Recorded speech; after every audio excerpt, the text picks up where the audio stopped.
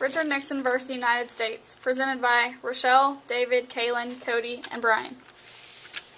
In 1972, during the presidential campaign between Democratic Senator George McGovern and Richard Nixon, the Watergate scandal was born.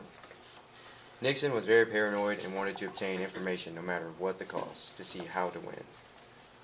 On June 17th, before Nixon won the election, 5 burglars broke into the Democratic headquarters located in Watergate Building in Washington, D.C. The 5 burglars were said to be a part of the Nixon administration.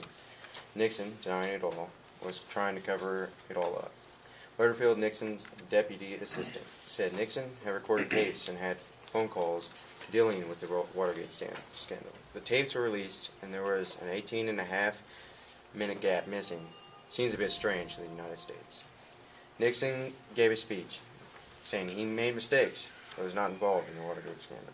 During a feisty question and answer period, he maintained his innocence, stating, "In all of my years in public life, I have never obstructed justice. People have got to know whether or not the president is a crook. Well, I'm not a crook." Richard Nixon was impeached due to high crimes and misdemeanors that include destruction of evidence and conspiracy. Nixon lost all support. He resigned from presidency on August 9th. He was the first president to ever resign.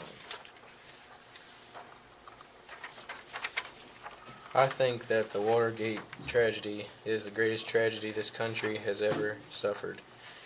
I used to think that the Civil War was our country's greatest tragedy, but I do remember that there were some redeeming features in the Civil War, and that there was more spirit of sacrifice and heroism displayed on both sides. I see no redeeming features in Watergate, quoted by Senator Sam Ervin.